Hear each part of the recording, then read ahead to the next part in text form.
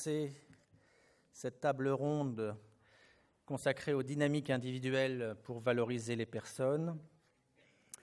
Naturellement, il va être fortement question du compte personnel de formation, du conseil en évolution professionnelle.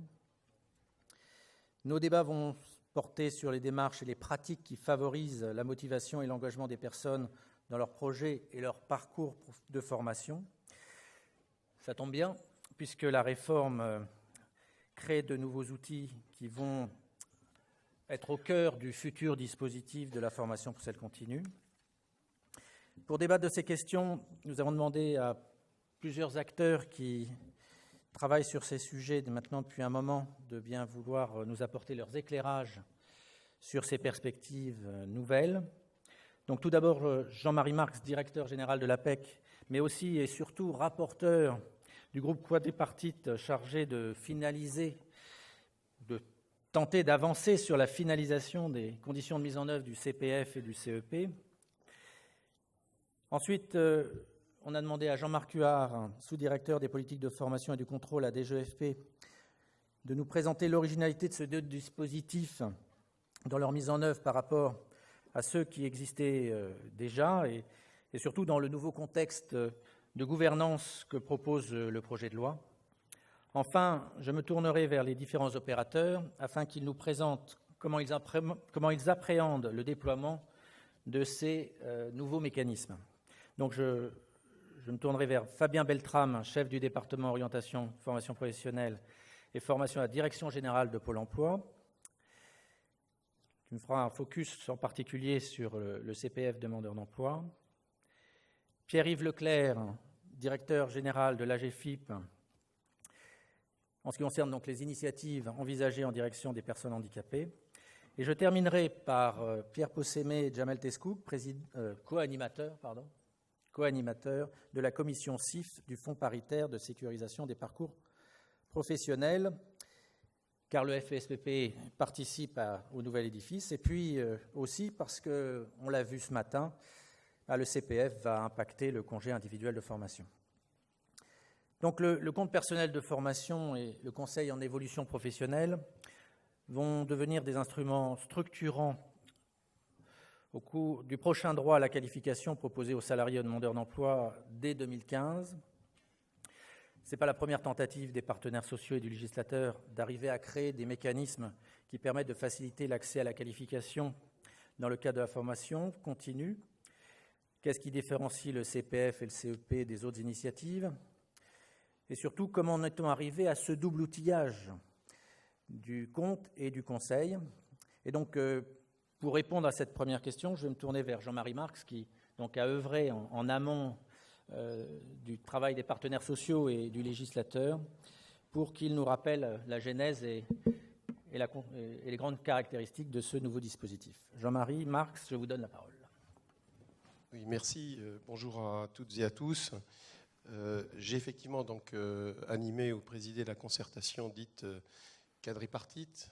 Je voudrais insister effectivement peut-être sur ce point, puisque c'est finalement la première fois où pendant que se déroule une négociation collective, sociale, il y a une concertation entre l'État, les régions et les partenaires sociaux, les organisations syndicales de salariés et les organisations donc patronales. Il y en a eu précédemment, il y a le CNFPT-LV qui, bien évidemment, est déjà une instance quelque part quadripartite, cela a été dit hier.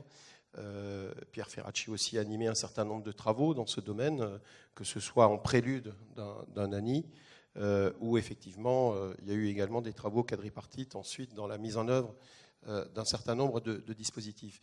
Mais là, effectivement, le ministre Michel Sapin donc, a souhaité que pendant la négociation, et c'était aussi une demande, je pense que ce n'était pas qu'une demande d'ailleurs du ministre, c'était aussi une demande des partenaires sociaux et des régions, tout le monde souhaitait effectivement qu'il y ait un travail quadripartite sur le fond, sur un certain nombre d'aspects qui finalement dépassent aussi la négociation collective. Alors ça a été un travail intéressant sur 3-4 mois. J'allais dire au début, je me suis un peu posé des questions d'ailleurs, parce que c'était pas simple. Il y a quelques témoins dans la salle, et Jamel Tescouk notamment était présent, puisque c'est jamais évident de en même temps qu'une négociation. Il y a le champ de la négociation et puis il y a le champ de la concertation. Et je me souviens de la première réunion que nous avons eue où tout le monde était un peu sur ses gardes en disant, bien évidemment, ça relève de la négociation, on ne va pas le traiter dans la concertation, etc. Et puis j'allais dire ensuite, au fil du temps, les choses se sont déliées et je crois enfin que cet exercice a été intéressant de l'avis de tous, pas seulement des signataires, si je puis dire, de l'ensemble effectivement des parties, et que nous avons pu, sur un certain nombre de questions, en dehors de la négociation, dépasser la négociation, faire avancer les choses, et je pense que les négociateurs ont pu en tenir compte, tout comme le gouvernement a pu en tenir compte dans un certain nombre de dispositions qui sont reprises dans la loi. On a également été appuyé, je tiens à le souligner aussi dans ce travail, par l'IGAS, qui a beaucoup alimenté les travaux, notamment sur la mise en œuvre du compte et le cahier des charges donc, du Conseil en évolution professionnelle. Moi, avant d'en venir à la question qui m'est posée, mais juste peut-être 2 mots, une réflexion qui est de dire que finalement cette réforme et ce compte personnel et le CEP s'inscrit à la fois, si je puis dire, dans la grande continuité du mouvement d'éducation des adultes et de formation professionnelle, puis à la fois quelque part un peu en rupture. Alors, la rupture est beaucoup mise en avant, mais je pense qu'il y a aussi de la continuité. Et en relisant quelques auteurs historiques, je pense à Bertrand Schwartz et notamment une contribution qu'il avait faite en 69, donc avant même l'accord de 70, où il mettait en avant finalement l'idée d'autonomie et de responsabilité effectivement des citoyens par rapport effectivement à leur avenir et par rapport à la formation, ou même dans le préambule de l'ANI de 70 ou dans l'exposé des motifs et dans le contenu même de la loi de 71, donc partenaires sociaux et Jacques Delors, on retrouve cette idée finalement de droit individuel, d'initiative pour la formation, qui mettra d'ailleurs ensuite plus de 10 ans à être mise en œuvre dans le cadre du congé individuel de formation, donc notamment. Et puis aussi continuité quelque part, parce que c'est vrai qu'on est aussi dans la continuité, même si ce n'est pas la même chose, je pense qu'on y reviendra, du droit individuel à la formation. Donc cette idée finalement de rendre acteur le citoyen, le salarié, le demandeur d'emploi de son projet n'est pas quelque chose, si je puis dire, de nouveau. La rupture, oui, alors ce n'est pas quelque chose de nouveau et en même temps on va dire que c'est nouveau, parce qu'on a un peu perdu peut-être de vue cet élément essentiel. Et c'est vrai qu'aujourd'hui, si on fait le compte de ce qui peut s'en rapprocher de ce type de démarche, je pense au congé individuel de formation notamment, même au DIF, même si des fois le DIF a été dévoyé par rapport effectivement à l'ambition initiale, ça fait un pourcentage relativement faible des actifs salariés. L'ambition du compte se situe effectivement à un autre niveau. Je tiens à le souligner. Donc rupture, effectivement, remettre finalement les salariés et les demandeurs d'emploi au centre de manière plus importante que ce qui peut exister. Donc aujourd'hui, c'est un point effectivement un point essentiel. Et puis aussi rupture, peut-être par rapport effectivement à ce qu'on a entendu hier dans les débats ou ce matin, autour effectivement de l'obligation de dépenser ou légale effectivement de formation, pour ne prendre que ces 2 éléments.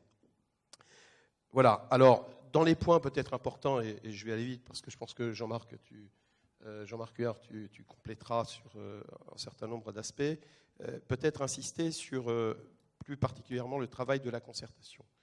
Sur le compte, l'idée, on a beaucoup parlé ce matin, hier, du droit des salariés, du droit effectivement des demandeurs d'emploi, l'idée qu'on a poussée effectivement dans la concertation, et qui d'ailleurs était déjà présente un peu dans l'accord de janvier 2013 et puis ensuite dans la loi, c'est que ce soit bien un compte universel, quel que soit le statut des personnes. C'est un point essentiel, enfin pour ceux qui suivent ces questions depuis longtemps, cette idée effectivement si je puis dire, de colonnes, enfin de domaines assez cloisonnés pour l'accès à la formation. Bon, avec le compte, on va essayer de effectivement le décloisonner. Alors, quel que soit le statut, on a beaucoup parlé des salariés du privé. Il y a le sujet agent public, la question a été posée ce matin.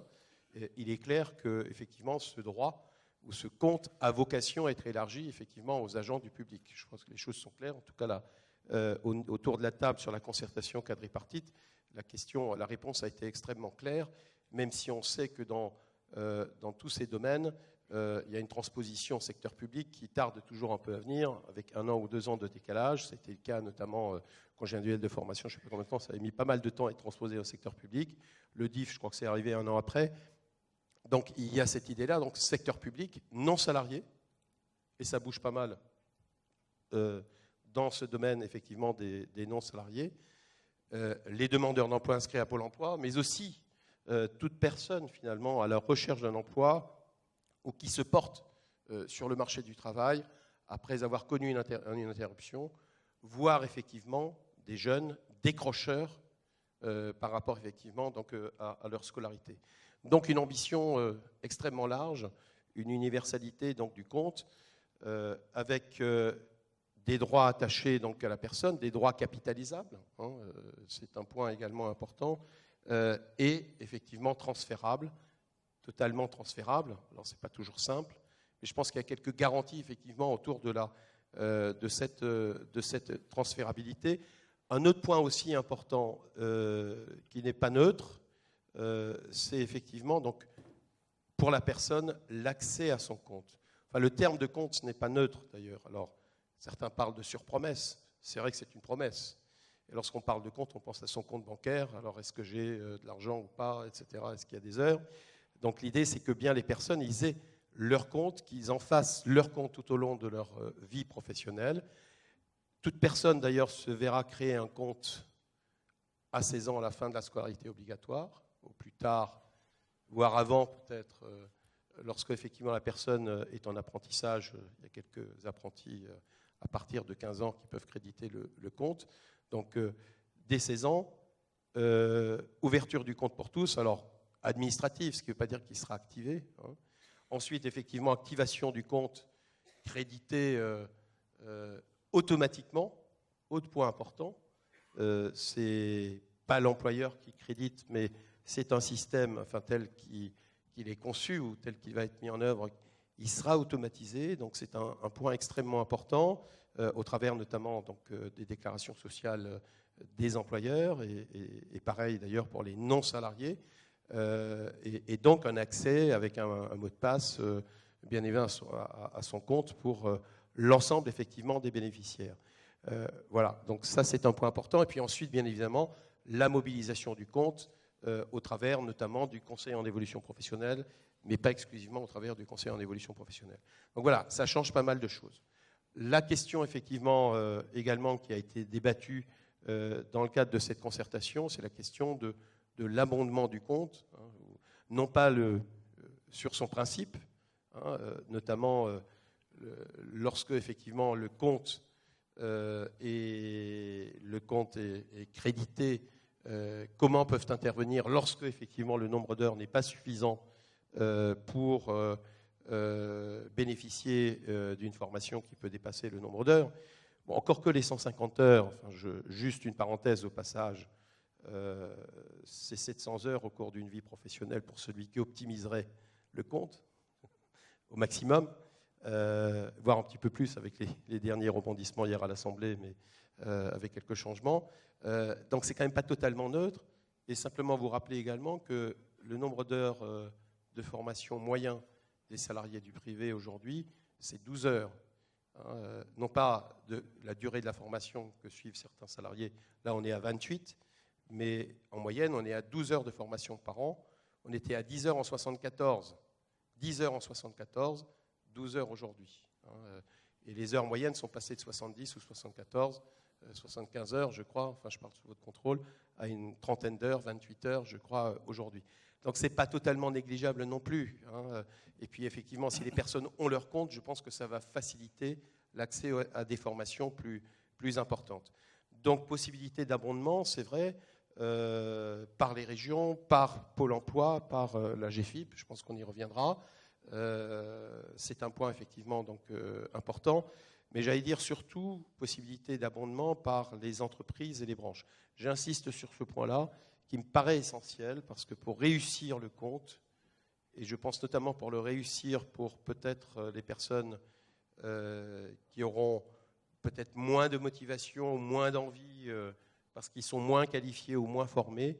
Je crois que la réussite pèsera beaucoup sur la capacité de négociation au niveau des branches, voire des entreprises, sur les systèmes d'abondement de ce compte. Alors, ça a été partiellement mis en œuvre pour les DIF, je pense notamment dans certains cas, le DIF a été dopé. Là, bien évidemment, ce sera important. Il y a des branches qui sont plus en avance que d'autres. Je pense que la propreté avait déjà fait pas mal d'efforts dans ce domaine-là, il y en a sans doute d'autres. Donc, ce sera capital pour la réussite, effectivement, du compte personnel de formation. Troisième élément donc, important, donc on a beaucoup parlé, effectivement, de la personne, mais ce n'est pas suffisant. Et on le sait bien, si les personnes sont toutes seules avec leur compte, y compris les cadres, elles ne seront pas toujours en situation de pouvoir l'utiliser à bon escient en fonction effectivement de leur projet. D'où l'importance effectivement d'avoir cette garantie un peu collective, si je puis dire, en termes de système en tout cas collectif, garantie et gratuit effectivement pour les personnes, d'accéder à un conseil en évolution professionnelle. Donc ça va de pair, le compte et le conseil en évolution professionnelle. Il s'agit d'une initiative en quelque sorte qui doit être accompagnée, et je me faisais là encore quelques statistiques basiques, si je puis dire. Si je prends les cadres aujourd'hui, l'APEC, c'est 3% des salariés au cours d'une année qui bénéficient d'une action de conseil en dehors du net de l'APEC. Les fonds GESIF, si je regarde le nombre de personnes physiques prises en charge par le fonds GESIF, je ne parle pas du conseil à distance, où on est à peu près à 1,5% des actifs salariés. Donc on voit bien qu'il y a un gap extrêmement important à franchir sur le conseil en évolution professionnelle. Je pense qu'on en parlera. C'est vrai aussi pour les demandeurs d'emploi en termes d'évolution qualitative, effectivement, du conseil. Et tout ne passera pas forcément non plus, d'ailleurs, par du conseil physique. Je pense qu'il y a des nouvelles technologies qui peuvent être tout à fait utilisées dans ce domaine. On me presse, je finis. Là, un autre point important de discussion au sein de la concertation, ça a été effectivement le système de gouvernance, qu'on peut considérer peut-être comme pas totalement abouti. D'ailleurs, c'est un des points qui fait encore l'objet de discussions aujourd'hui au Parlement, notamment d'après les premiers amendements qui ont été déposés, voire repris. Moi, ce qui me paraît important, c'est effectivement cette idée de quadripartisme qui, je crois, est bien inscrite aujourd'hui dans les gènes, que ce soit effectivement au niveau national, mais aussi au niveau régional, et on a eu quelques discussions là-dessus. Donc le fait de dire que c'est au sein du bureau, d'un bureau du CREFOP, que doit se jouer une partie effectivement de la discussion régionale, de la concertation régionale. Donc ce n'est pas le CCRFP, pour ceux qui connaissent le comité régional, aujourd'hui, ils sont très importants, et donc on est dans des procédures d'avis extrêmement rapides, mais on ne rentre pas effectivement dans un travail collaboratif. C'est utile, mais ce n'est peut-être pas suffisant. Là, l'idée effectivement d'un bureau du CREFOP, c'est d'essayer de créer un vrai outil à disposition effectivement des différents acteurs régionaux pour partager le diagnostic de formation et d'en tirer des conséquences en termes de cohérence de l'achat de formation et de l'offre de formation. Donc ça, c'est un point extrêmement important pour moi. On a eu quelques discussions. Au début, il y a eu même des demandes pour sortir cette concertation du CREFOP et en tout cas du bureau du CREFOP. Je pense que c'est un point effectivement important. Non, ensuite, il y a toutes les questions autour des listes, etc. Voilà. Et pour terminer, un mot. Je pense que les évolutions sont importantes. Donc, il y aura beaucoup de pédagogie à faire autour et à tous les niveaux, je pense, pour les entreprises. Donc, je pense que les OPCA, notamment, ont leur rôle à jouer, bien évidemment auprès des salariés et des demandeurs d'emploi, donc les fonds GESIF et Pôle emploi notamment. Et c'est aussi, je pense, on a là quelque part un socle qui bouge et qui aura vocation aussi à être complété et à évoluer dans la durée, comme d'ailleurs ça a été le cas précédemment. Voilà. Merci beaucoup pour cette première vision qui pose bien, je crois, la topographie du dispositif avec ses différents niveaux, à la fois les les principes d'individualisation, les principes d'accompagnement, l'objectif global de décloisonner le dispositif et l'approche binaire du sujet avec l'amont du départ en formation qui est presque plus important que le départ en formation lui-même. Et pour finir, donc, la gouvernance, car en effet, il semblerait que, là encore, soit construit un dispositif qui ne sera pas inflationniste. C'est l'une des caractéristiques de notre secteur, c'est que nous n'avons pas de déficit en matière de formation. Par contre, nous avons beaucoup de frustration sur les départs en formation. Mais bon, c'est un autre sujet. En tout cas, le CPF va participer d'un nouvel élan vers la formation. Et ces travaux sont terminés. Donc maintenant, la balle est dans le camp des parlementaires. En amont de ce travail, la DGFP a préparé le projet de loi. Donc on a la chance d'avoir Jean-Marc Huard qui va nous expliquer un peu aussi comment se positionne pour lui ce nouveau dispositif dans le paysage de la réglementation de la formation continue. Monsieur Huard, je vous donne la parole. Merci, bonjour à tous. Je pense que les organisateurs de l'Université d'hiver ont eu du nez en fixant la date au 30 janvier parce qu'on est effectivement à la période cruciale. Alors, vous savez tous ou à peu près quels sont les éléments de calendrier, mais la Commission des affaires sociales s'est réunie hier. Il y a eu un certain nombre d'amendements qui ont été adoptés. Donc on va voir où on a déjà eu, j'étais dans le TGV, le nouveau texte. Nouveau texte qui sera donc présenté aux parlementaires mercredi, avec une analyse mercredi du texte, une présentation mercredi du texte dans sa globalité, et puis un travail effectivement sur les articles et les amendements qui, on le sent bien au moment de la commission, ne vont pas manquer d'arriver. Voilà. Donc je ne sais pas si on battra quelques records sur les amendements, j'en sais rien, mais on commence à voir à peu près quelles peuvent être un petit peu les tendances. Donc Jean-Marie le rappelait, il y a eu effectivement notamment des discussions autour de la question de la gouvernance et de la gouvernance autour des listes également. Alors, peut-être pour reprendre la question que posait Jean-Marie Marx, il disait continuité, rupture, je ne sais pas, moi je dirais, je ne sais pas non plus si c'est continuité, rupture. Moi, ce qu'il me semble dans cette loi, c'est qu'on a une approche qui est globale, c'est-à-dire qui ne part pas sur un des aspects de la formation professionnelle, mais qui part effectivement sur l'ensemble des aspects. Par rapport au sujet de la table ronde sur les dynamiques individuelles, on a effectivement, pour favoriser ces dynamiques individuelles en formation professionnelle, on a d'abord des dispositifs. Donc Jean-Marie Marx les a cités, le CPF, je crois qu'il y a 3 différences fondamentales par rapport au DIF. Le CPF, il est universel, le DIF ne l'était pas, même si dans l'application du CPF, effectivement, il y a la nécessité d'étendre, puisque le projet de loi, je dirais pour le moment, traite la question des salariés et des demandeurs d'emploi. Donc le CPF est universel. Deuxièmement, il est transférable. Et puis, troisième élément, il est financé. Voilà. Et je crois qu'au travers, effectivement, de ces éléments, on a une différence fondamentale par rapport au droit individuel à la formation. Donc, premier dispositif, le CPF. Deuxième dispositif qu'a évoqué Jean-Marie Marx également, le conseil en évolution professionnelle, qui est en amont, qui est pendant la construction du projet, qui est à côté, mais qui n'amène pas seulement au CPF. Le conseil en évolution professionnelle, c'est une démarche de la personne, de l'individu, sur du conseil évidemment, sur une procédure d'accompagnement qui peut mener au CPF, mais qui n'est pas exclusive sur du CPF. Donc on est déjà sur un champ qui est un petit peu plus large et plus globalisant sur le champ de la formation professionnelle. Donc on a tout d'abord des dispositifs. Deuxième élément, on a dans le projet de loi des éléments de sécurisation de cette dynamique individuelle.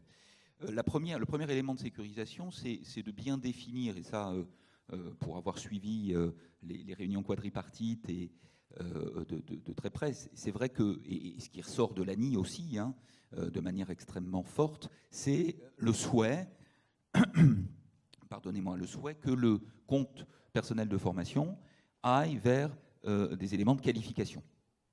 Alors, vers la qualification. Alors, qualification selon différents niveaux de définition, hein, qualification suivant des formations qui mènent à des certifications inscrites au RNCP, au CQP, etc. Et puis aussi aisément de qualification autour de listes qui sont conçues, je ne rentre pas dans le détail, c'est un petit peu compliqué à expliquer dans cette configuration, mais qui sont aussi élaborées par les partenaires sociaux, en lien avec les régions pour les demandeurs d'emploi, et qui doivent permettre aussi de répondre à une problématique forte qui est celle de la qualification aussi pour l'emploi, pour la personne, mais aussi pour que la personne accède à un emploi. Sécurisation également dans le cadre de la dimension dans l'entreprise, avec le fait que tous les 2 ans est rendu obligatoire un entretien entre l'employeur et le salarié autour de la formation.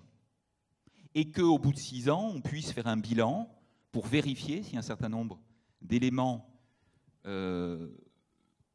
dans la carrière du salarié ont été respectés, et notamment un accès à la formation. Et que si ces éléments n'ont pas été respectés, eh bien à ce moment-là, le salarié se voit doté d'un complément, d'un abondement supplémentaire par son employeur de 100 heures de formation sur le compte personnel de formation. Donc sécurisation. La sécurisation, elle passe aussi par la mise en place, et Jean-Marie Marx en a parlé, la mise en place également d'une gouvernance nouvelle. En effet, on pourrait créer des dispositifs et faire en sorte que ces dispositifs, s'ils ne s'accompagnent pas de modes de gouvernance différents, ne puissent pas se mettre en œuvre.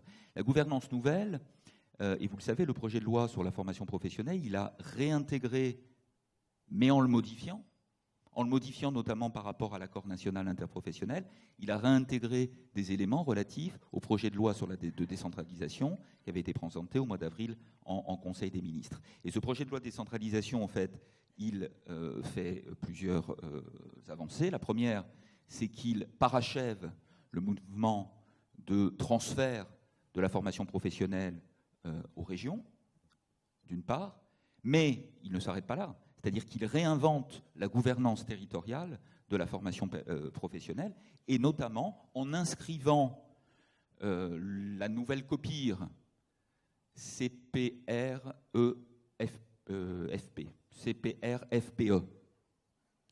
Il y a des amendements parlementaires qui cherchent des noms qui soient plus prononçables, finalement, au niveau de l'acronyme.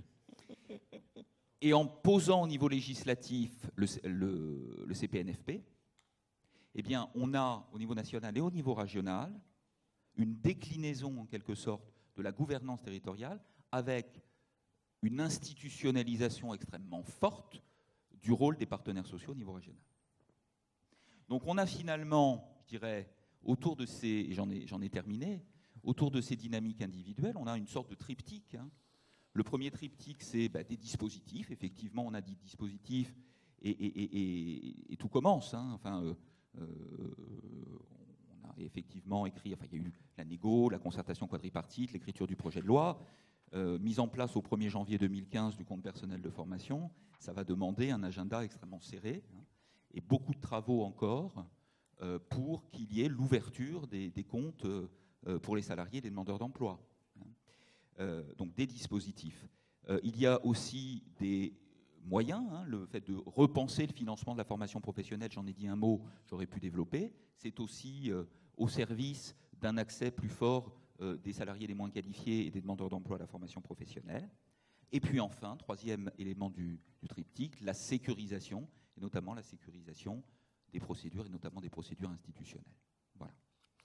Merci pour ces éclairages et cette mise en cohérence des différentes parties du projet de loi. Et c'est là où, effectivement, le projet de loi lui-même n'est pas très facile à lire.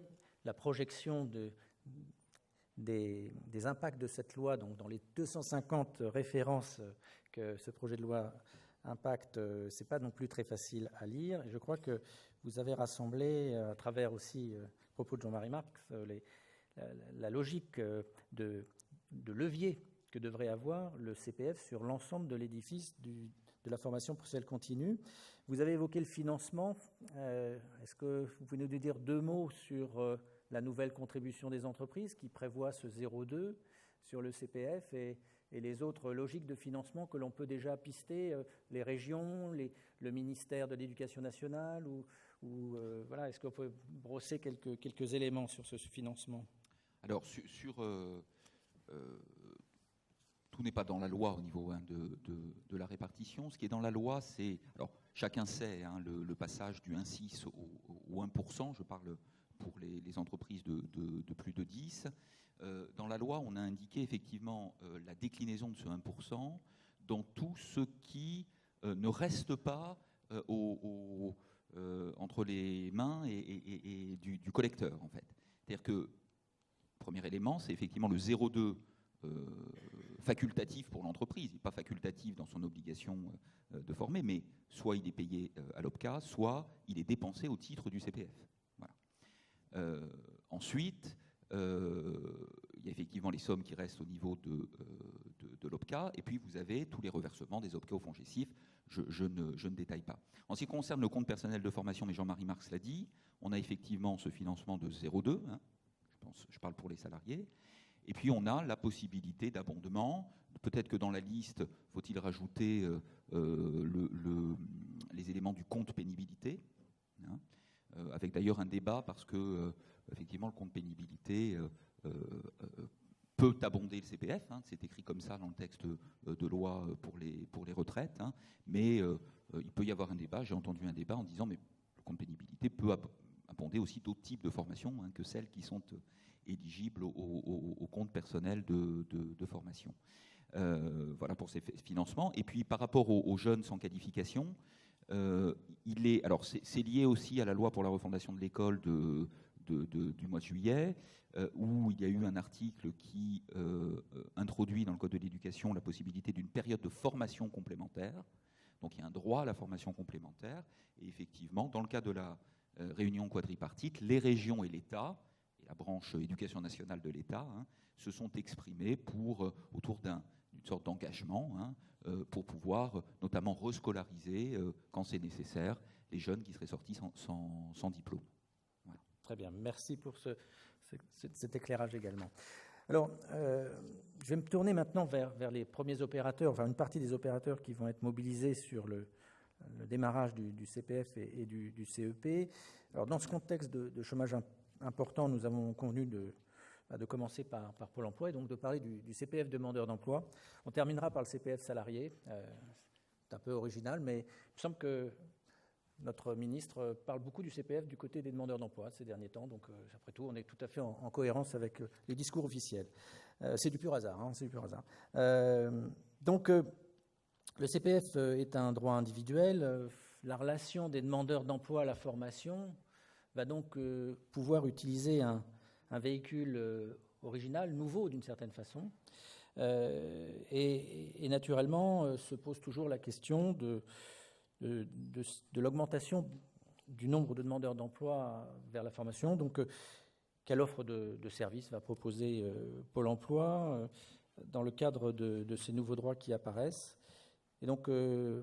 Beltrame, je vais vous donner la parole pour nous faire cette présentation. Merci. Je vais tenter de vous montrer comment Pôle emploi en fait, s'adapte pour justement prendre en compte la mise en œuvre du compte personnel formation et du conseil en évolution professionnelle. Depuis 2 ans maintenant, Pôle emploi s'est engagé dans un profond changement. Pôle emploi 2015, le plan stratégique qui nous anime, c'est pour nous l'occasion de mettre en place cette grande ligne directrice que finalement nous partageons tous et que rappelait Jean-Marie Marx dans son propos, à savoir que notre travail d'accompagnement des demandeurs d'emploi, c'est au fond les accompagner dans leur autonomie de choix notamment. Donc pour cela, dans un premier temps, nous sommes passés d'un modèle d'accompagnement extrêmement uniforme, homogène, délivré en tout point semblable pour toutes les personnes. Eh bien, nous sommes passés de ce modèle à un modèle beaucoup plus différencié, un modèle qui s'adapte aux différents besoins des personnes. Voilà, ça c'était le premier point. Alors, Ensuite, eh bien, nous avons travaillé une offre de service en orientation professionnelle et pour cela, nous nous sommes appuyés eh bien, sur l'accueil dans le réseau de Pôle emploi de compétences en orientation professionnelle. En effet, nous avons accueilli en avril 2010 environ 917 ETP, dont 640 psychologues du travail qui sont venus renforcer les compétences de Pôle emploi en matière d'orientation professionnelle. Nous sommes appuyés également sur le dispositif CSP qui a une longue expérience de l'émergence de projets professionnels et de l'accompagnement des personnes dans les mobilités professionnelles. Donc nous avions là 2 leviers importants pour concevoir une offre de service en orientation. Nous avons donc mis en œuvre une méthode de conception dans son entièreté, à commencer par poser une définition de l'orientation professionnelle à Pôle emploi. Cette définition, eh bien, vous l'aurez compris, elle porte dans sa sémantique cette nouvelle posture en fait, des conseillers qui seront amenés désormais à accompagner les demandeurs d'emploi à développer leur autonomie par rapport à leur projet de mobilité professionnelle. Ensuite, cette définition partagée par l'ensemble du réseau, eh bien, nous l'avons traduit en référentiel de compétences à s'orienter. En effet, si l'on veut aider les demandeurs d'emploi à monter en compétences sur leur capacité à s'orienter, encore faut-il connaître les compétences sur lesquelles il faut agir. Et puis, eh bien, en tout dernier lieu, nous avons développé des méthodologies et des outils dont disposent les conseillers et les psychologues du travail pour justement travailler ces compétences avec les demandeurs d'emploi. Donc voilà, une offre de service en orientation qui a été installée dans un premier temps au niveau spécialisé, dans les équipes d'orientation spécialisées de Pôle emploi. Et puis, le troisième temps, c'est celui que nous vivons aujourd'hui, puisque nous déployons dans l'ensemble du réseau un niveau d'orientation généraliste pour l'ensemble des conseillers. Et pour cela, nous avons conçu un module de formation pour développer les compétences des conseillers et des psychologues du travail pour accompagner les demandeurs d'emploi dans cette perspective que je vous indiquais, c'est-à-dire le développement de l'autonomie de choix des personnes. Ce module, il est délivré, alors à la fin de l'année 2013, c'était 6000 conseillers environ qui ont été formés, et notre objectif, c'est de former l'ensemble des conseillers de Pôle emploi à la fin de l'année 2014. Évidemment, nous n'allons pas nous en arrêter là. Nous formons à partir de début février les managers également à l'orientation tout au long de la vie pour que les managers puissent accompagner les équipes de conseillers, les équipes de psychologues du travail dans leur quotidien, dans l'accompagnement des demandeurs d'emploi, dans cette perspective qui est la nôtre maintenant et que nous pourrons, vous le voyez, mettre en œuvre dans le cadre du conseil en évolution professionnelle et chaque fois qu'il sera question de mobiliser son compte personnel formation. Alors, pour vous donner quelques clés de compréhension autour de ce changement qui est à l'œuvre dans le réseau de Pôle emploi, je vais vous donner 3 parties de ce module de formation et qui devraient vous permettre de mieux comprendre les changements qui sont à l'œuvre. Ce module de formation, il amène par exemple les conseillers à s'interroger sur leur posture. La posture que l'on installe dans l'entretien avec le demandeur d'emploi est essentielle de notre point de vue si l'on veut aller vers ce développement de l'autonomie de choix des personnes. Le deuxième point sur lequel nous insistons dans le module de formation, c'est donner aux conseillers de Pôle emploi cette notion d'alliance de travail. C'est comment je vais dépasser la notion d'empathie pour installer dans le travail avec le demandeur d'emploi des objectifs, des tâches que nous allons partager pour atteindre un objectif, en l'occurrence, développer les compétences à s'orienter des demandeurs d'emploi. Et enfin, nous apportons dans ce module des outils et des méthodes pour aider le conseiller à analyser, identifier les besoins des demandeurs d'emploi en matière de mobilité professionnelle. Avec ce socle de compétences en orientation tout au long de la vie, puisque nous l'appelons comme cela, eh bien nous pensons que nous sommes en capacité, dès début 2015, à commencer l'installation de la délivrance d'un conseil en évolution professionnelle dans l'ensemble du réseau de Pôle emploi. Donc voilà, j'espère avoir illustré tous les changements qui sont à l'œuvre dans le réseau des conseillers et des psychologues de Pôle emploi pour vous montrer comment nous allons prendre en compte l'arrivée de ce conseil en évolution professionnelle et ce compte personnel formation pour, dès début 2015, être dans la dynamique qui est attendue de notre part. Je souhaiterais maintenant profiter de cette agora pour eh bien, jouer mon rôle d'opérateur et soulever, alors parmi les innombrables questions qui sont les nôtres en tant qu'opérateur, soulever 2 points qui me semblent essentiels. Pour conclure. Pour conclure. Tout à fait, pour conclure. Vous l'avez vu, la question des listes est pour nous un point essentiel, mais elle l'est pour nombre d'acteurs. Nous avons une expérience déjà de liste, c'est la liste des métiers en tension, qui pour nous a un impact très important sur la sécurisation des parcours, car elle octroie ou pas la rémunération de fin de formation. Et nous savons aujourd'hui que l'accès à cette liste des métiers en tension est extrêmement difficile pour les opérateurs. Elle l'est encore plus pour le grand public qui demain devra être acteur de son projet et devra accéder à ce type de liste. Voilà, donc je pense que nous avons appris difficultés autour de cette liste des métiers en tension. Je pense que nous avons là des éléments qui nous permettront de ne pas répéter les mêmes erreurs et de faciliter l'accès à ces listes de métiers éligibles.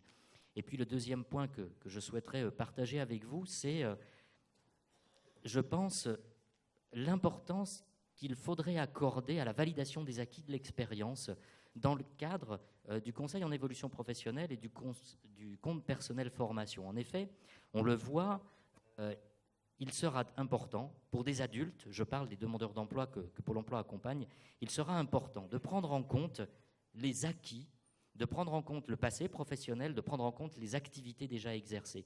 Et bien là, nous avons l'occasion de personnaliser les parcours de formation, d'individualiser les parcours de formation pour accéder à la qualification tout en certifiant des activités déjà exercées dans le cadre de la validation des acquis de l'expérience. Je pense que nous avons là un levier important pour démultiplier l'usage du compte personnel formation. Et je m'en arrêterai là. Merci beaucoup pour ces ouvertures, c'est très intéressant, surtout qu'on l'a bien compris, le mot prescription n'existe plus avec le compte personnel de formation. C'est ce que je déduis de votre propos. Je vais en même temps me tourner vers un autre opérateur qui a su faire entendre la cause des handicapés à l'occasion des débats sur le CPF. Et donc, Pierre-Yves Leclerc, donc nouveau directeur général de la GFIP, quelle approche spécifique, quels moyens, voire quel financement particulier pour les personnes handicapées pour la mise en œuvre de leur CPF? Est-ce que comment la GFIP voit arriver ce nouvel outil pour résoudre les problèmes d'insertion ou de réinsertion des personnes handicapées? Monsieur Leclerc, je vous donne la parole.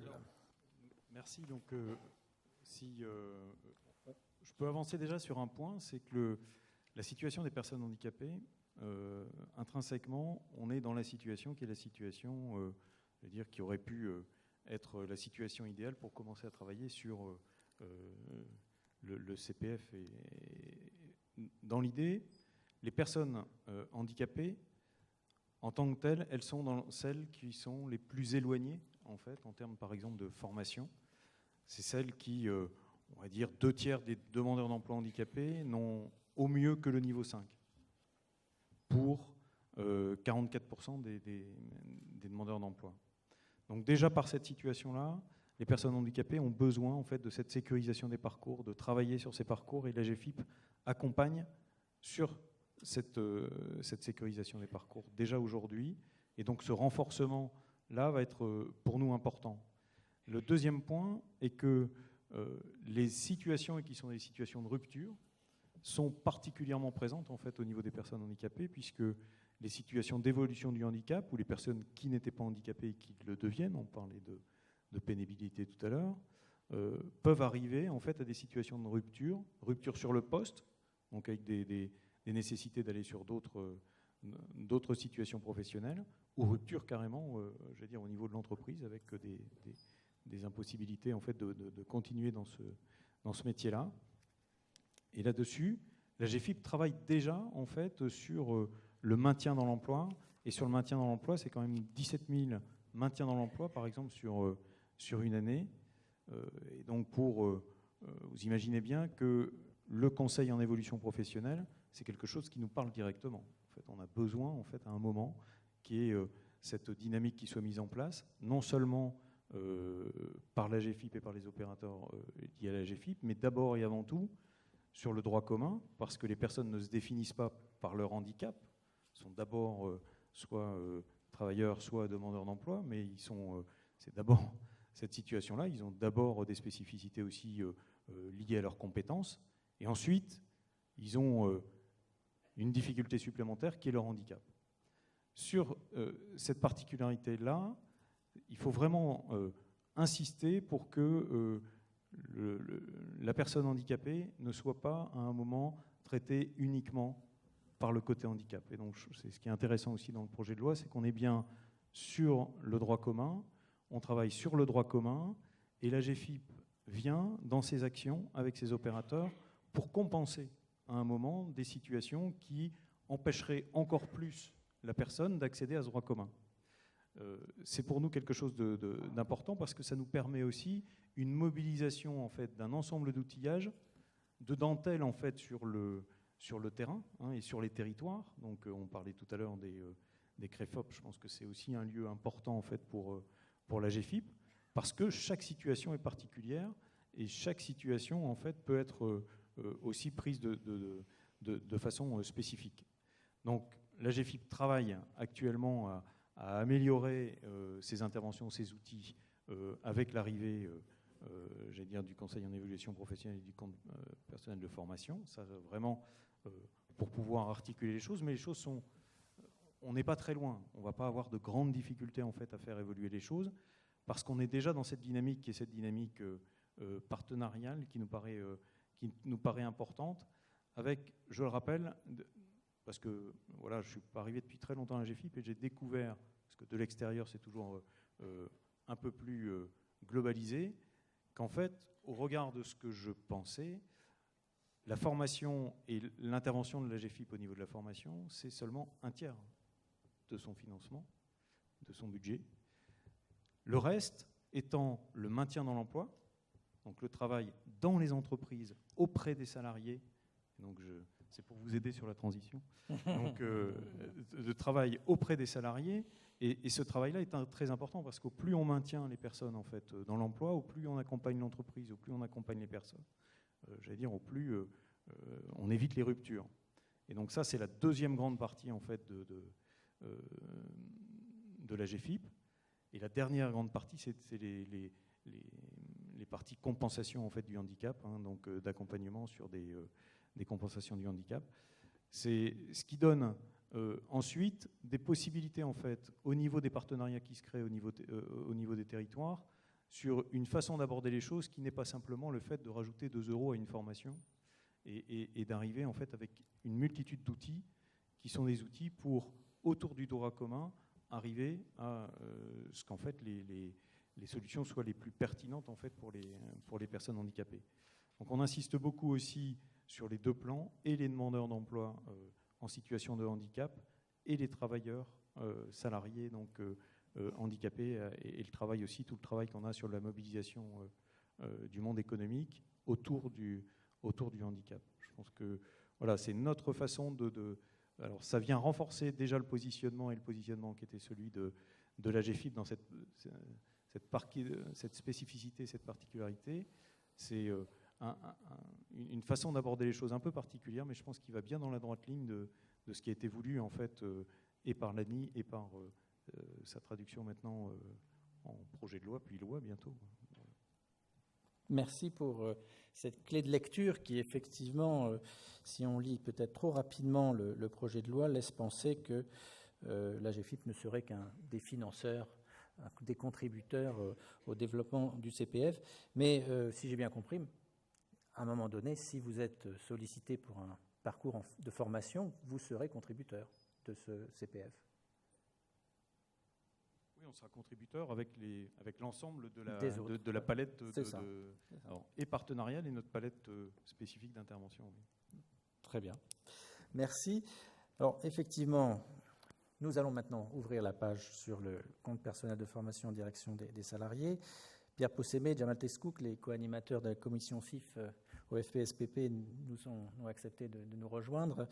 Et effectivement, on aurait pu commencer par eux, parce que ce qui a sauté aux yeux pour tout le monde, c'est que le CPF allait remplacer le DIF. Donc, et en plus, dès le 1er janvier 2015, les compteurs de DIF alimentent les comptes CPF des salariés. Donc, l'échéance approche. Donc, à ce stade des débats, à ce stade des informations que nous possédons, et on apprend là en direct que les choses bougent grâce à Jean-Marc Huard qui suit de très près les amendements au Parlement. Quelles informations pouvez-vous nous donner sur la mise en œuvre de ce CPF des salariés? Donc, c'est M. Possémé qui va s'exprimer en premier, puis Jamal Teskouk. Je me tournerai vers vous faire une autre question. Donc, M. Possémé, allez-y. Merci, bonjour à tous. On n'a pas tiré au sort. Hein. Non. Oui, juste pour dire que déjà, dans un premier temps, c'est normal qu'on termine par nous, puisque la loi n'est pas votée encore. Donc, c'est quand même normal de laisser la parole à ceux qui ont été au début de la proposition. Et je crois d'abord, on peut féliciter les partenaires sociaux dans la majorité d'avoir franchi cette étape du des partenaires. Maintenant, c'est aux parlementaires de franchir une étape où il va y avoir des discussions sûrement âpres sur le sujet. Mais bon, je pense que... Et puis nous, après, en dernier ressort, dans la légalité que nous avons les uns les autres, même ceux qui ont signé ou pas signé, nous appliquerons bien sûr cette réforme quand elle va arriver. Nous, ce qu'on aurait à dire au niveau du fonds paritaire, c'est que d'abord, le fonds paritaire est un acteur important dans la mise en place de cette future réforme. Et en tant que co-animateur des fonds GESIF, je pense que là encore, on a un rôle absolument important à jouer dans le cadre du CPF ou du CEP. Je dirais qu'aujourd'hui, d'abord, il faudrait peut-être rappeler que nos fonds GESIF ont 30 ans. On a fêté les 30 ans cette année. C'est un réseau que, pour ma part, j'ai découvert il y a quelques temps quand on m'a confié cette responsabilité. Mais je veux dire, c'est un réseau qui fonctionne et c'est peut-être un réseau avec une régionalisation plus forte demain qui peut apporter réellement de l'excellence au système. Je crois que, contrairement à ce qui va changer par rapport à avant, c'est qu'on va rendre l'homme ou la femme responsable de sa formation. Sauf qu'elle n'a pas toujours les tenants et les aboutissants pour savoir quel choix elle doit opérer dans la vie. Et je crois que les fonds GESIF, c'est la seule organisation actuellement en région qui a 3 qualités. Elle est paritaire, donc c'est une qualité. On peut le dire, nous. Il n'y a pas de problème. Elle est interpro, c'est aussi une très grande qualité, et elle est très ancrée dans la région. Je veux dire, et elle a une expérience depuis 30 ans de ce que c'est que l'individualisation d'un parcours. Je crois que peu d'organismes peuvent se vanter de connaître bien ce sujet. Je crois que c'est aussi une force pour ces fonds GESIF, c'est de faire partie d'un réseau national. Et ça aussi, c'est important parce que l'emploi demain, il ne s'arrête pas aux frontières de la région. Et ça, c'est important parce que revenir à faire décompter de nos régions, ce ne serait pas très bon pour l'avenir de nos salariés. Je crois que ça, c'est aussi important puisqu'on se déplace de plus en plus. Et je dirais que ça, c'est une vraie force de nos fonds GESIF. Au point que ce réseau fonctionne, c'est que tous nos fonds GESIF viennent d'accepter un nouveau logo, et ce sera un logo unique qui, grâce à l'opération des 30 ans, a été accepté par l'ensemble des fonds GESIF. Ça prouve l'intérêt de se mettre en réseau. Et dans une période pour nos fonds GESIF qui est délicate parce qu'ils avaient l'habitude de faire la collecte, ça va changer les habitudes aussi. Et c'est pas évident. On les écoute, nos directeurs, nos directrices, nos présidents, nos vice-présidents. C'est vrai que c'est un vrai changement. Sauf que le CEP, c'est un espoir par rapport à la continuité. Il va bien falloir réfléchir au financement aussi du CEP parce que rien ne se fait gratuitement dans la vie. Il faut bien penser qu'il faut faire vivre aussi notre réseau. C'est absolument important. Donc il va bien falloir aussi y penser. Et puis, vous voyez, même nos acteurs aujourd'hui ont même décidé ensemble de réfléchir à une NF service, parce que ce sont des organismes de service, nos FONGECIF, et le service est important, parce qu'il faut savoir que quand on va faire ce CEP, pour tous les acteurs qui vont s'y engager, il faut savoir que les uns et les autres, on va avoir une vraie responsabilité. Parce que les acteurs qui suivront l'information ne nous feront pas de cadeau demain si nous ne sommes pas dignes de ce qu'on doit leur apporter. Conseil en évolution professionnelle. Il faut regarder la force de ces mots. Ce n'est pas n'importe quoi. Et on n'a pas le droit à l'erreur. Donc ça demande une vraie maîtrise des métiers en tension, mais aussi des métiers à venir. Parce que si on n'est pas capable de réfléchir à des prospectives dans nos systèmes de profession, ben, on emmène les gens droit au mur. Et là, on a pris un engagement supplémentaire des partenaires sociaux. Et ça, il faudra qu'on en soit extrêmement conscient. Et c'est pour ça qu'il faut qu'on ait des acteurs réactifs, des acteurs en réseau, des acteurs qui connaissent bien, je le répète, l'interpro. Et pour moi, c'est ça l'enjeu de demain. C'est absolument important. Et je dirais qu'on va être en ordre de marche. Hein. On attend le feu vert, en gros. Hein. Mais notre réseau est très proactif sur ce sujet. Et on sera en ordre de marche. Vous pouvez compter sur le FPSPP et son réseau. Écoutez, merci pour ces éclairages très concrets. Vous parlez de l'opérateur FONGECIF et vous êtes allé sur des sujets qui ne sont, à mon avis, pas très connus. En tout cas, moi, je découvre beaucoup de choses en vous entendant. J'en suis ravi. Et en creux, je vois que oui, vous avez un réseau qui perd la collecte et puis qui va gérer du CIF dans un nouveau contexte avec un CPF, ce qui pose certainement la question de l'articulation du CIF et du CPF. Et là-dessus, je crois... C'est très lié, en fait. Hein. Ouais. Je pense que l'un va contribuer à l'autre. Je pense qu'il n'y a pas de problème. Ce sera avec les opérateurs divers. Alors, ça a été très bien dit, puisque le CPF est une chose, mais il y a les abondements autour. Hein. Les régions vont être des acteurs demain aussi. Hein. Il ne faut pas les oublier. Elles sont là aussi pour faire tourner leur région et faire tourner l'emploi dans leur région et l'avenir de nos entreprises dans leur région. Donc je pense que tous les acteurs vont être contributeurs demain sur ce sujet. Donc non, je pense que à ce niveau-là... Alors on parle de 0,2, il faut peut-être parler un peu de chiffres. On sait que les 0,2, ça représente entre 800 et 850 millions d'euros à peu près hein, par an. C'est à peu près la fourchette suivant la masse salariale, parce que on espère qu'elle va évoluer d'ailleurs. Ça voudrait dire qu'il y a moins de chômeurs. Donc on peut tous souhaiter que les 850 feront 900 plus tard. Hein. Ce serait d'ailleurs très bien, c'est que notre pays soit en train de réussir cette grande mutation économique. Donc on ne peut que le souhaiter. Hein, et dans ces cas-là, tout le monde va être gagnant. Réjouissons-nous de ces belles perspectives.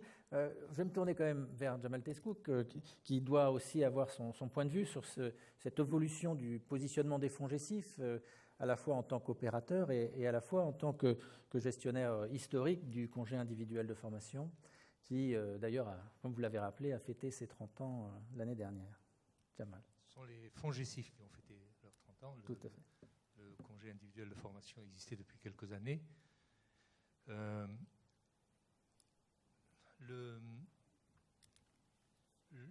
Les FONGECIF, le réseau, donc, les FONGECIF qui sont construits aujourd'hui depuis un certain nombre d'années, ont évolué dans une logique de réseau, ce qui n'était pas au départ, puisqu'ils avaient des identités fortes régionales.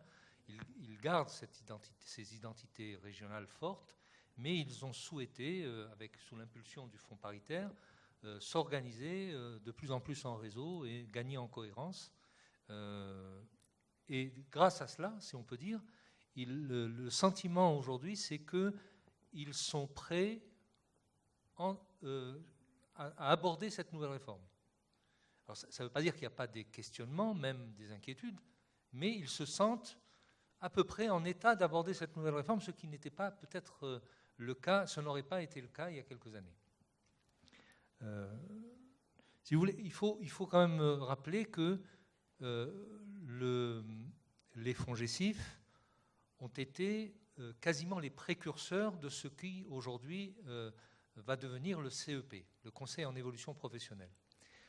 C'est bien sur la base de décisions des organisations syndicales et patronales qu'a été demandé aux FONGECIF dans les années 96 ou 97 de développer un conseil à la personne qui s'adresse à eux pour un financement, parce que s'étant rendu compte que le simple financement ne permettait pas à un projet personnel, au projet d'une personne d'aboutir.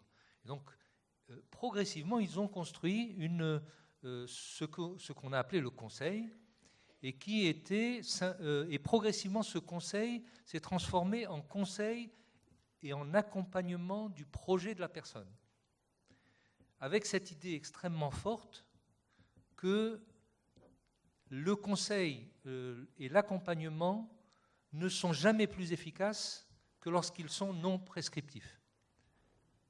Et c'est autour de cette philosophie, mais ce n'est pas une philosophie construite théoriquement, c'est une philosophie qui s'est construite dans l'action, par l'action des conseillers dans les FONGECIF, par l'action des administrateurs syndicaux et patronaux, qui ont progressivement orienté l'action des FONGECIF dans cette direction. Donc c'est bien une construction, ça n'est pas né d'une théorie a priori. De ce point de vue-là, il y a donc une relation forte entre les FONGECIF et le Conseil en évolution professionnelle, et les FONGECIF sont tout à fait, dès l'annonce de la création de ce Conseil en évolution professionnelle, les FONGECIF se sont considérés comme forcément intéressés et futurs acteurs a priori, avec même une inquiétude de la peur d'être mis de côté, d'être oubliés, et donc ils sont prêts et des travaux sont déjà engagés pour commencer à voir, alors même que le CEP n'était pas complètement identifié ou défini, commencer à voir comment ils pouvaient se préparer et dans cet esprit, donc ce dont a parlé Pierre Possémé, une certification AFNOR, l'élaboration d'une charte qui a d'une certaine façon rejoint le travail qui a été fait sous l'égide de Philippe Doll de l'IGAS dans le cadre du groupe quadripartite sur l'élaboration d'un cahier de charge du Conseil en évolution professionnelle. On est bien dans quelque chose qui est très fort pour les FONGECIF. Par contre, le lien entre les FONGECIF et le compte personnel de formation, il est, je dirais, plus récent, puisque les FONGECIF, comme leur nom l'indique d'ailleurs, ils gèrent les congés individuels de formation, alors que le CPF a plus à voir avec le DIF et une évolution du droit individuel à la formation qui est dans l'entreprise au départ, et donc c'est une autre philosophie. Et la question d'ailleurs, c'est que quel impact va avoir la naissance du CPF, le lien qui semble être établi par l'ANI, l'accord national interprofessionnel, et semble-t-il la loi, en tout cas sur la version que nous avons, que nous n'avons pas le privilège d'avoir la dernière version, quel lien y a-t-il entre le compte personnel et le CIF ? Est-ce que, et des questionnements aujourd'hui se posent est-ce que ce compte personnel devant être... alors on ne sait pas très bien si c'est le compte personnel qui abonde le CIF ou si c'est le CIF qui abonde le compte personnel, et ce n'est pas complètement neutre. Est-ce que cela va avoir un sens ? Est-ce que cela va progressivement, peut-être, insidieusement, j'allais dire, changer la philosophie du congé individuel, la manière dont les organisations syndicales et patronales qui gèrent les FONGECIF vont progressivement faire évoluer ce congé individuel? Ce sont des questions aujourd'hui que nous essayons d'aborder ensemble et de traiter, et j'espère que nous arriverons à la lecture de la loi lorsqu'elle sera connue, à positionner et à faire des propositions d'aménagement éventuel sur la dimension réglementaire de ce qui pourra être la place des FONGECIF dans cette construction. Voilà. Merci beaucoup, Jamal, pour ces éclairages complémentaires qui remettent en perspective l'évolution de ce dispositif complexe, et certainement complexe parce qu'il le mérite. Les choses simples, ce n'est pas forcément mieux que les choses complexes. Bien, nous arrivons à l'heure de la période de questions-réponses. Je pense que ces propos ont dû titiller vos neurones. On n'a peut-être pas été suffisamment précis. On a laissé peut-être sur le côté des éléments de curiosité. Je regarde si dans la salle, il y a quelques collègues qui peuvent m'aider à gérer cette période de questions-réponses, car il y a naturellement des micros qui sont devant la tribune pour permettre des prises de parole. Merci beaucoup, Laurence, de t'avancer, Frédéric et Karim. Mais vous êtes tous là. Merci beaucoup. C'est ça, l'équipe Centre Info. Vous levez la main, donc c'est à vous de lever la main maintenant, messieurs, mesdames. Et le concours est lancé. Les mains se lèvent. Voilà, plutôt à gauche, d'ailleurs. À droite, pas de main. Bon, tant pis. À gauche. Allez-y, à gauche. Allez-y. Présentez-vous pour qu'on sache mieux vous répondre, pour qu'on puisse mieux vous répondre. Bonjour, Jean-Philippe Maréchal, je suis conseiller confédéral CGT. Moi, dans le débat, je ne vais pas rentrer dans le détail des interventions des uns et des autres, mais il y a un point, moi, qui me paraît quand même assez inquiétant sur le conseil en évolution professionnelle, où j'ai eu un peu la sensation, selon les interventions des intervenants, qu'il y avait une mise en concurrence qui était en train de se construire entre Pôle emploi et les fonds GESIF sur la mise en œuvre du CEP, qui m'inquiète un peu. Voilà. Donc je voulais là-dessus voir s'il y avait peut-être des observations à faire. Je pense que ce sont deux structures qui peuvent avoir des compétences complémentaires pour sa mise en œuvre. Ça serait dommage qu'on rentre dans un jeu de concurrence. Et deuxième petit point, pour préciser un petit peu l'interrogation de Jamal, sur le CIF qui vient compléter le CPF ou le CPF qui vient compléter le CIF, l'enjeu est essentiel parce qu'en fait, ce sont les critères d'accès au congé individuel de formation qui, derrière, seront déterminés par la solution de cette équation, quoi. Donc c'est un enjeu quand même assez fondamental. Voilà. Très bien. Je vais peut-être prendre tout de suite d'autres questions. Qui a un micro?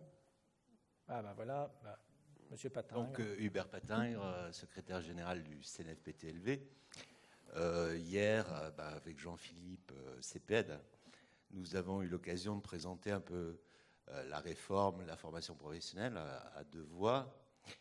Et j'ai eu l'occasion, d'ores et déjà, de me poser un peu la question de la gouvernance. Alors, je ne parle pas ni de ma boutique, ni de ma paroisse, mais simplement d'un rapport parlementaire de Janine Dubié et Pierre Morange. J'ai eu l'occasion aussi, en audition au Sénat auprès de Claude Jeannereau, d'en parler, qui parle d'un foisonnement complexe des organismes et d'acteurs aux noms souvent imprononçables. C'est vrai que même Jean-Marc Huard, pour ce qui concerne le Conseil national de formation professionnelle de l'emploi, tout à l'heure a eu un peu de mal, aux compétences redondantes et aux moyens souvent fort réduits au regard de leur mission. C'est vrai que pourquoi, et là je m'adresse plutôt aux représentants des partenaires sociaux, c'est vrai qu'il y a, à l'heure actuelle, Jean-Marie Marx l'a dit, hein, on a la COPIR, on a le CSRFP, et qu'en plus, dans la réforme, il y aura la question de l'intégration de l'emploi réellement dans les CSRFP. Au niveau national, on a le CNFPT-LV, on a le CNE, donc tous ces organismes aux noms souvent imprononçables. Pourquoi est-ce qu'on garde d'un côté des conseils qui sont uniquement partenaires sociaux et puis des conseils sur le mode quadripartite où, tant au niveau régional qu'au niveau national, les partenaires sociaux ont maintenant leur place. Est-ce qu'on ne pourrait pas simplifier, comme le préconise ce rapport parlementaire, pour arriver vraiment à une réelle simplification de la gouvernance, tant au niveau régional qu'au niveau national? Merci pour cette question qui sera naturellement posée aux représentants des partenaires sociaux. Une dernière question, une dernière prise de parole avant de... voilà. Oui, c'est ça, allez-y. Paul. Oui, donc Paul Dezeg. Hier, a priori, la table ronde montre qu'il y a une ambition énorme avec le compte personnel de formation, quel que soit l'acteur, que ce soit l'animateur de la réflexion quadripartite, aussi bien le problème de la personne en situation de handicap ou les personnes qui sont demandeurs d'emploi. Il me semble que hier, M. Lorenzi a fait quand même une intervention qui remet un tout petit peu les choses à plat. Et je voudrais juste reprendre ce qu'il disait. Hier, il a dit 150 heures, c'est très en dessous de ce qu'il faudrait faire. Pour si on veut faire réellement du qualifiant, il a complété en disant le CPF n'a pas atteint le seuil de crédibilité. Et donc, la question moi, que j'aurais tendance à poser aux participants de la table ronde, et pas que seulement aux représentants paritaires, bien entendu, c'est comment allons-nous faire pour monter le seuil de crédibilité? Et je pense que le seuil de crédibilité, entre autres, c'est sur le financement. M. Huard disait tout à l'heure, le financement du CPF est assuré. Moi, je pense que le financement n'est pas assuré.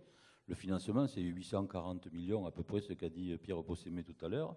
Mais c'est 840 millions pour les salariés. Pour les demandeurs d'emploi, il est prévu de ponctionner sur les ressources du FPSPP de l'ordre de 300 millions. Ça veut dire que ça sera au détriment du reste, etc. Donc ce n'est pas assuré. Voilà, il faut le dire tranquillement comme ça. Et donc ça renvoie en définitive à la capacité des acteurs de négocier des accords de branche et d'entreprise, y compris pour des lieux dans lesquels il n'y a pas de dialogue social. C'est-à-dire, la grosse inquiétude que nous avons, c'est par rapport à ces 6 600 000 salariés dans les moins de 10 et ces 51% de salariés dans les moins de 50, quoi, en gros. Comment allons-nous faire? Comment voyez-vous, en tant qu'acteur, des possibilités de promouvoir le dialogue social dans les branches comme dans les entreprises, de façon à déboucher sur de l'abondement, puisqu'on voit bien que sans l'abondement, le CPF fera à peu près un flop comme le DIF. Bien, merci pour cette question majeure. Donc, concurrence des réseaux sur le conseil en évolution professionnelle. Jean-Marie, je te donne la parole. Non, mais je crois que la question qui est peut-être liée aussi à la présentation, c'est tout simplement, je pense que les différents opérateurs sont en mouvement et se préparent à la mise en œuvre. Ça, c'est la première chose, et c'est quand même plutôt une bonne chose. Ça, c'est le premier élément. Ensuite, je crois très franchement, il y a largement de quoi faire. Je citais quelques chiffres références tout à l'heure. Je ne parle pas pour les demandeurs d'emploi, mais pour les salariés. Les salariés qui, aujourd'hui, je ne dis pas qu'il faut que tous les salariés qui accèdent, qui utilisent leur compte, passent obligatoirement par le conseil en évolution professionnelle. Il y a beaucoup de choses aussi qui vont se passer, je pense, dans l'entreprise ou par leur propre projet, etc. Mais enfin, tout de même, il y a de la marge. 1%, effectivement, globalement, de salariés qui, aujourd'hui, sont, par exemple, au contact des fonds GESIF pour des projets de formation dans l'année. Donc, on voit bien qu'il y a de la marge. Donc, je ne pense pas que ça se pose en termes de concurrence. Ça se pose en termes de champ d'intervention des uns et des autres. Il y a différents réseaux. Je rappelle qu'il y a 5, on ne l'a pas dit, mais 5 opérateurs nationaux qui sont dans le texte de loi. Donc, les fonds GESIF, Pôle emploi, les missions locales, les Cap emploi et l'APEC. Bon. Ce n'est pas une liste limitative, puisque effectivement, dans le projet de loi, vous avez la possibilité pour les régions d'élargir effectivement le nombre d'opérateurs, notamment à des bonnes fins de couverture du Conseil, mais aussi de couverture territoriale. Pourquoi on n'est pas allé au-delà, ni dans la concertation quadripartite, ni dans le projet effectivement gouvernemental? C'est parce qu'aller au-delà, ça devient compliqué, parce que c'est extrêmement hétérogène d'une région à l'autre. Ce n'est pas homogène. Il y a des réseaux de MIF, par exemple, dans certaines régions, il n'y en a pas dans d'autres. Les maisons de l'emploi, certaines sont actives, effectivement, en termes d'accueil, d'autres ne le sont pas.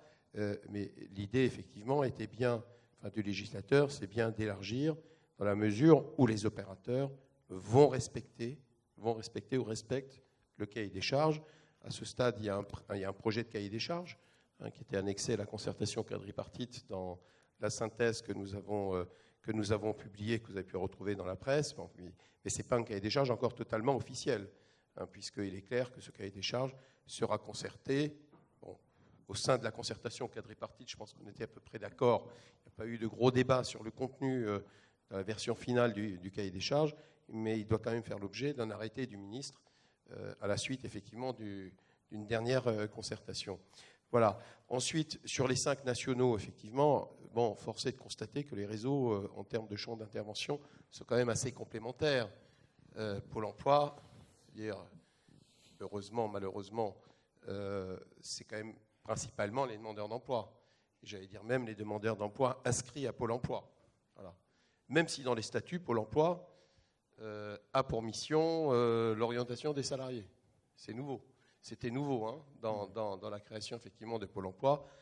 Mais à l'époque, le projet s'appuyait sur un objectif de chômage de 5 points. Donc je crois que malheureusement aujourd'hui, l'augmentation du chômage fait que Pôle emploi est fortement concentré sur les demandeurs d'emploi. Les missions locales, effectivement, sont les jeunes, y compris les jeunes non inscrits d'ailleurs comme demandeurs d'emploi, des fois des jeunes aussi dans la précarité, qui avec des successions de CDD, etc. Et c'est assez ciblé. L'APEC, bon, c'est les cadres. On est à la fois, pour le coup, 55% de l'activité de l'APEC, ce sont les cadres salariés. 24% demandeurs d'emploi et 20% de jeunes diplômés qui sortent à des niveaux Bac plus 4 ou Bac plus 5. Donc c'est aussi catégorisé. Les fonds GESIF sont généralistes. Hein, vous l'avez rappelé tout à l'heure, effectivement, avec une grosse activité sur les salariés, bien évidemment, mais aussi pour les demandeurs d'emploi, vous avez le CIF CDD, et puis effectivement des perspectives sur le compte. Donc généraliste, un point important, notamment sur l'activité salariée, mais pas uniquement aussi demandeurs d'emploi. Voilà, et puis bien évidemment les CAP emploi, où on est sur les demandeurs d'emploi TH, voire les salariés, TH avec l'intervention plus large de la GFIP. Enfin, peut-être pas les CAP emploi, mais la GFIP, en tout cas en termes de financement. Donc voilà, on est quand même dans des réseaux assez complémentaires. Par contre, ce qui, moi, me paraît important, c'est que ces réseaux travaillent ensemble. D'une part, pour les réseaux structurés nationalement, au niveau national, et je pense qu'il y a des proximités, des complémentarités, même si tout le monde a vocation à faire du conseil en évolution professionnelle, les approches aujourd'hui, les compétences sont complémentaires, on le sait bien. Si je prends l'exemple de l'APEC, on est moins sur la formation que l'évolution professionnelle, les carrières des cadres, et dès qu'il y avait un projet de formation, on envoyait au fonds GESIF, si je puis, les candidats sur du conseil plus précis en matière de formation professionnelle. Bon, inversement, si je prends le réseau des fonds GESIF, je pense qu'il y a des complémentarités à jouer sur la connaissance ou les outils du marché du travail.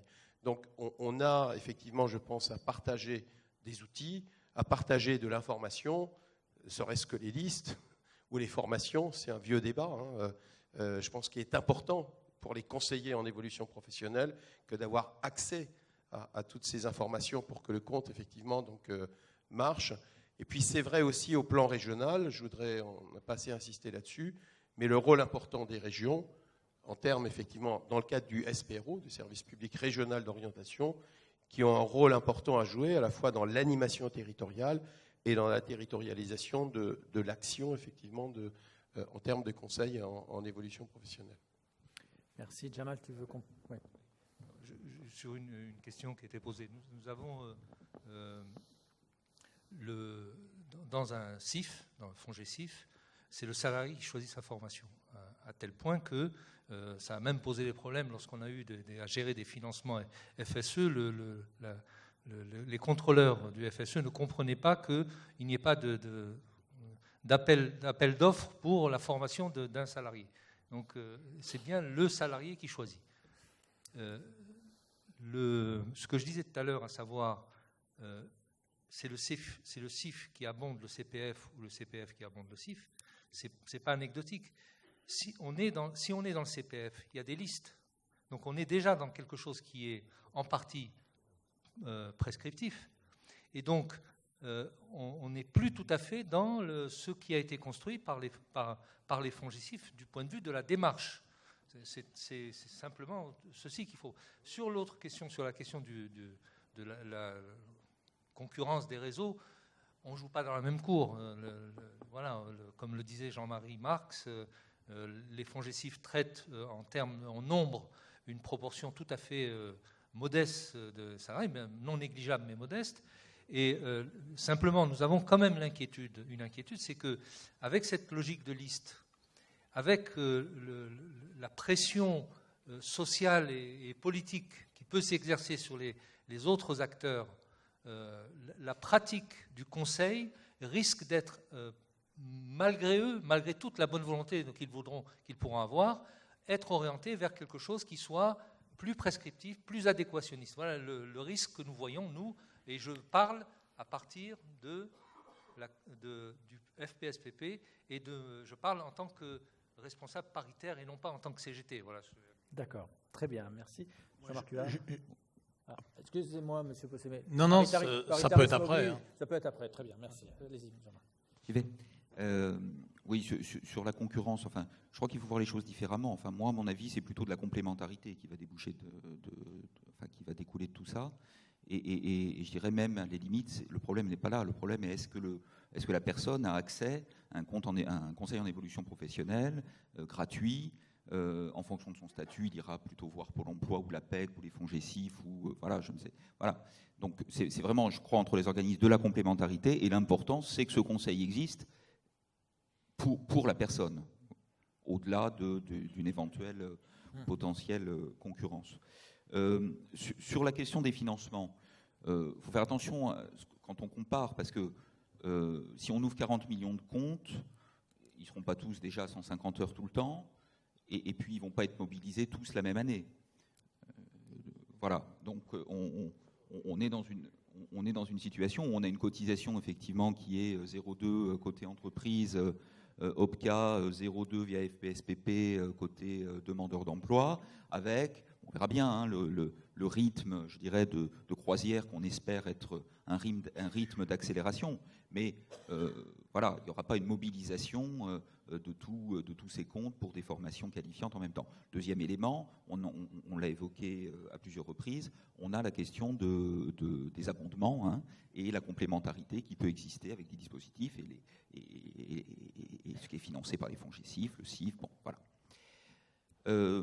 Il y a deux choses que je voulais ajouter. La première, c'est ce qui Jean-Marie Marx me le rappelait en intervenant juste à présent. Ce qui est important, je voulais le dire dans l'intervention de départ, mais ce qui est important autour de tout ça, c'est au-delà des systèmes d'information et du système d'information qui va gérer les comptes personnels de formation, c'est l'information et la fluidité de l'information et l'accessibilité de l'information. Voilà. Et ça, c'est un enjeu tout à fait majeur où véritablement on a à travailler pour la mise en œuvre de tous ces dispositifs. Et puis un petit clin d'œil à Hubert Patingre sur les sigles imprononçables. Le projet de loi du 10 avril, le CNFPTLV, j'arrivais pas à le prononcer, c'était CNFPTOLVFW. Maintenant on est sur le CNEFOP, qui est quand même quelque chose d'un petit peu plus prononçable. Très bien. Monsieur Possémé. Oui, je ne vais pas revenir sur ce sujet, je crois que tout le monde s'est exprimé à peu près. Donc je voudrais surtout revenir sur le millefeuille région en tant que partenaires sociaux. Oui, merci. Oui, voilà.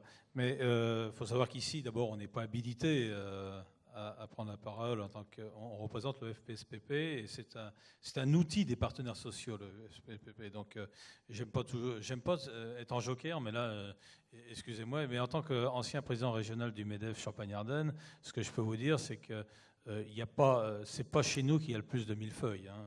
Je peux quand même être rassurant. Le seul organisme où on se rencontre entre partenaires sociaux uniquement, c'est bien la COPIR, et ça, faut même maintenir, puisqu'on va prendre, ça a été très bien dit, puisqu'on va prendre de l'importance au niveau de notre travail régional.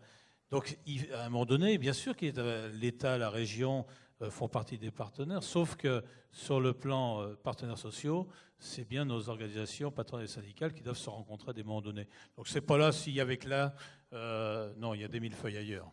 Très bien, merci Monsieur Possémé. Allez, on va prendre une dernière question, car le sujet est trop important. Non, vous êtes épuisé. Ah, voilà, madame, allez-y. Justement, vous étiez dans l'atelier ce matin. Oui, c'est bien parce que c'est la dernière question. Agnès Bergeon pour le réseau des MIF en France, Intermif France. C'est la question peut-être de la posture du Conseil en évolution professionnelle. Donc, on a appris effectivement qu'il y avait un titre qui était en préparation, un titre du ministère du Travail de conseiller en évolution professionnelle. Comment vous allez développer cette professionnalisation? Est-ce qu'elle va être cloisonnée par réseau, ou bien elle va pouvoir sortir du cloisonnement? Alors on en est. Non, mais on va faire une réponse conjointe avec Jean-Marie Marx. Effectivement, mais on en est au début là. Hein. Vous connaissez la procédure d'élaboration des titres. L'ensemble des dispositions, j'en ai pas parlé, relatives à l'orientation qui sont dans le projet de loi, amènent effectivement une professionnalisation et une qualification et une certification nouvelle de l'ensemble des acteurs. Donc on a effectivement saisi l'AFPA, hein, qui fait l'ingénierie des titres professionnels pour le ministère du Travail, de cette question. Donc les choses sont en cours, et donc à ce stade, je ne peux pas vous donner le contenu. Très bien. Écoutez, merci pour ces... Jean-Marie. Je pense qu'effectivement, le conseil en évolution professionnelle avant, le conseil en orientation ou même le conseil emploi, aujourd'hui, il existe un certain nombre de formations universitaires ou dans d'autres structures d'ailleurs. Donc, c'est un débat pas nouveau, hein, ancien. Je pense qu'il est intéressant de réfléchir effectivement sur à la fois le contenu du métier, donc de conseiller en évolution professionnelle. Alors, il faut faire attention aussi, hein. Je veux dire, dans nos structures ou dans nos différents organismes, le conseil en évolution professionnelle, c'est pas tout le métier. On est en train de réfléchir, par exemple, à l'APEC, pour prendre un autre exemple. Je pense que Pôle emploi, c'est pareil, doit être en réflexion là-dessus. C'est vrai qu'il y a un recoupement avec nos missions, mais c'est pas la totalité des missions. Si je prends l'APEC, il y a aussi les services de recrutement, c'est pas du conseil en évolution professionnelle, par exemple. Ou même l'appui au recrutement pour les candidats, c'est pas tout à fait c'est pas du conseil en évolution professionnelle. On est quelque part, on est un peu au-delà. On est à côté, en tout cas, hein. Donc, il y a à la fois des champs de recouvrement qui sont plus ou moins importants selon nos structures. Donc, attention non plus à ne pas faire quelque part une formation unique, parce que pour chaque... Par contre, effectivement, l'idée de se dire, oui, le conseil en évolution professionnelle mérite une réflexion au fond qui a été posée notamment dans la concertation quadripartite et par l'IGAS avec le pré-cahier des charges sur le conseil en évolution professionnelle qui avance un certain nombre de principes extrêmement importants qui, Jamel Testouk l'évoquait, hein, marquent quand même des évolutions dans ce domaine-là pour les différents opérateurs, et je me mets dedans, hein. Chacun doit évoluer pour être quelque part en conformité ou dans l'ambition, effectivement, du cahier des charges, et que c'est sûr qu'il faudra accompagner cette évolution par des actions de formation, mais peut-être que d'ici là, il y aura le CPF et qu'on pourra l'utiliser pour certifier nos collaborateurs aussi. Non, mais en tout cas, c'est des questions qui sont importantes. Alors, je sais pas, pour l'instant, c'est une réflexion, c'est ça, ou une commande qui a été passée. On ne sait pas exactement ce qu'il en sera fait, mais ce serait intéressant, effectivement, d'aboutir là-dessus et qu'il y ait quelque part un tronc commun, ce tronc commun entre les différentes structures. Merci Jean-Marie. Il ne me reste plus qu'à vous remercier de votre attention, remercier les intervenants et vous inviter à la pause. Bonne continuation.